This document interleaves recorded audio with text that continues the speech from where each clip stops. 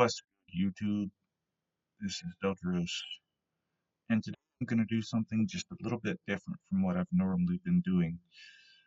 You see, normally I do tier lists, or I do a favorite Pokemon picker, or a Pokemon quiz, or maybe I rant about certain Pokemon. But there are two things you should know about me. One, I love competitive Pokemon, and two, I'm not very good at competitive Pokemon. But I do understand the fundamentals. I understand what it is that makes Pokemon competitive. I understand what it is that makes Pokemon uncompetitive. Like, for instance, take our little friend Butterfree here. If this mon did not have compound eyes, it would not have a chance in competitive play. But compound eyes, making all of its moves as accurate as they could possibly be, um, I think Sleep Powder starts at 75 accuracy and it ends up with a like 97.5% accuracy or something. So yeah, it basically becomes Spore at that point because of this ability. And that gives Butterfree a niche that, unlike his other Gen 1 counterpart, who has nothing, even its Mega is not great because it's typing and it's bulk and it just. Mm. But either way, that's neither here nor there. There are actually six fundamental things that make a Pokemon competitive. Number one is stats. Stats determine how much damage a Pokemon can output, how much damage a Pokemon can take, and they're just generally the numbers used to determine percentages of damage and all that. So let's say a Pokemon with 100 uses a let's say a Pokemon with 100 physical attack uses a move with 100 base power. That move is going to be so much more effective than if a Pokemon with 50 attack used it. Okay. Then we have typing. Typing determines whether or not a Pokemon has a good matchup against its opponent. For instance, fire is weak to water, which is weak to grass, which is weak to fire. So if a fire Pokemon battles a grass Pokemon, it has a type advantage.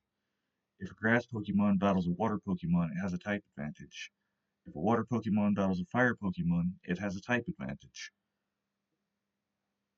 It's a rock, paper, scissors game, basically. But I'm sure you already know that if you've played this game for any length of time. Now, one other thing that typing does is gives Pokemon what is called stab.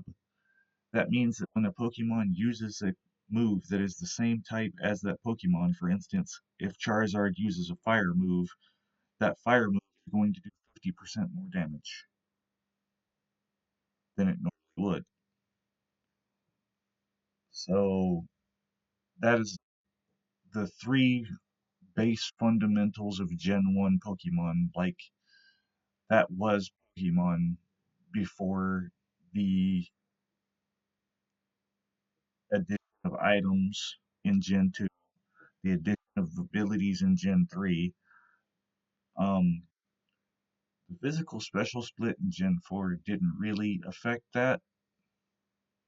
Like, it had an effect on it, but it was more of a positive effect than negative because it actually allowed certain Pokemon that didn't have access to good stab moves to have access to good stab moves. For instance, Gengar or other special ghost types like Misdreavus, I'm probably pronouncing that horribly, could use Shadow Ball now off of their much higher special attack instead of their much weaker physical attack. But then you have Pokemon like Alakazam that have a single stab that Game Freak went out of the way to nerf, like Psychic. Um, yeah, he had a before in Gen 1 through 3, he had access, Alakazam had access to all the elemental punches because they were special attacks. When the physical special split happened, he lost those. He basically lost access to those because you're not going to use moves that are coming off of much weaker physical attack. Now, in Gen 6, the Pokemon company started introducing gimmicks like Mega Evolution, Z Crystals, Dynamax, Dynamax Splash Gigantamax. Yes, there is a slight difference between Dynamax and Gigantamax. I'll get into that in a minute. But, and then Terastallization in Gen 9. These gimmicks can make Pokemon that was not viable again. For instance, Kangaskhan, I think it had some success in the first two generations and then it fell off in Gen 3 onward. But then when Mega Evolution came around and that 100-point stat boost plus parental bond, which allows it and its baby to hit, so power up punch basically becomes swords dance that does damage. Um, yeah, you see the point. Now, a Pokemon does not have to be good at all things to be a good Pokemon competitively. Take a Pokemon like Garchomp, for instance. That Pokemon has a base stat total of 600, which is a really good, which is really good stats. Um, I should probably put Garchomp on the screen so we can actually see it. I had pulled these up because I was going to use them as examples in this video, and then it kind of went off the rails. Um,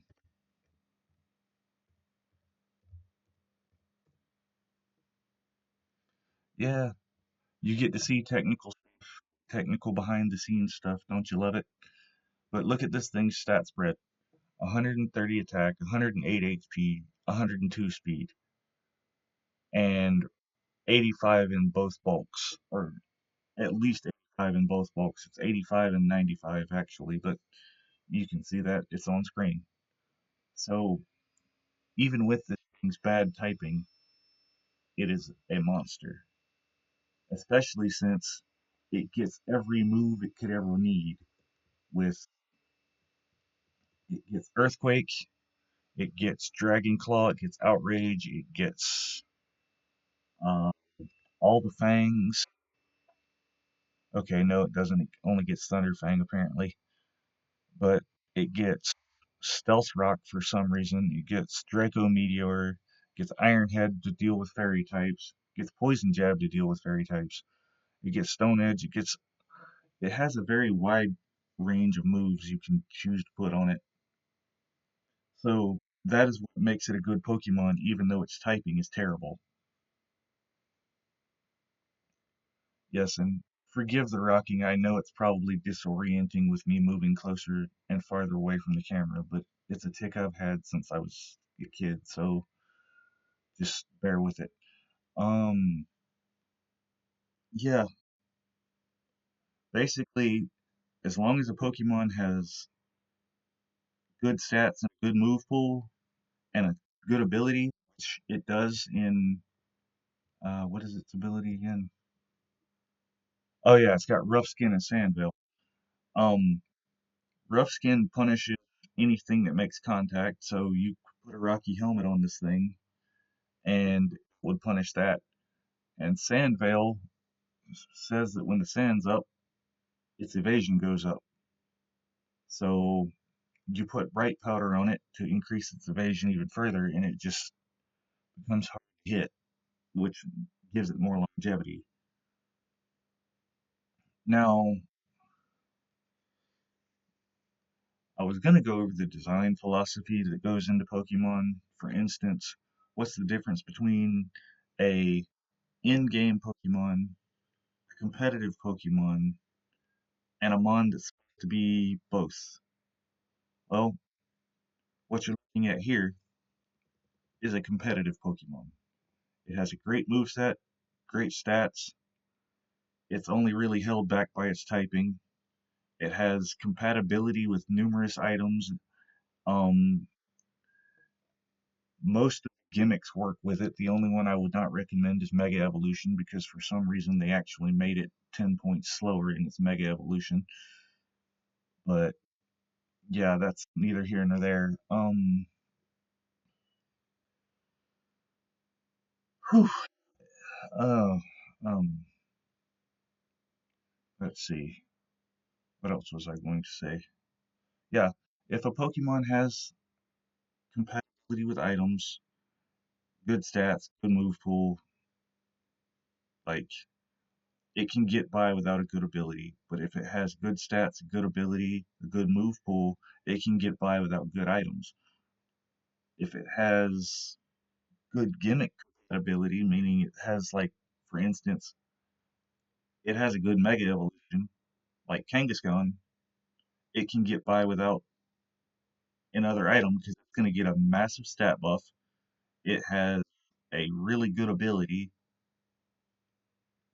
Oh yes, Mega Evolution changes abilities. Sometimes it changes typing. I mean, Mega Evolution, in my opinion, was absolutely the best of the gimmicks. But that's just my opinion. It's a very divisive subject amongst the fan base. Um, yeah. Um, Basically, as long as you have some of these things, and heaven help the world if a Pokemon ever manages to get all of them, meaning it has good attacking stats, good bulk with good ability, um, good you know that will give it access to many different items, so it will have good item compatibility. Then it will obviously be good with terastallization Z crystals. The only gimmicks are that it might not be good with is Mega Evolution, or it may not get a Mega Evolution. So if we ever get a Pokemon that checks off most of these boxes, then it's going to be a competitive monster. And I'm sure that there are many, many Pokemon that do check off a lot of these boxes. But like I said, I'm somewhat of a novice at this, but I do understand the fundamentals. Well, thank you for coming to my TED Talk. This has been Delteros. Like, comment, and subscribe. And remember, don't be me, be better.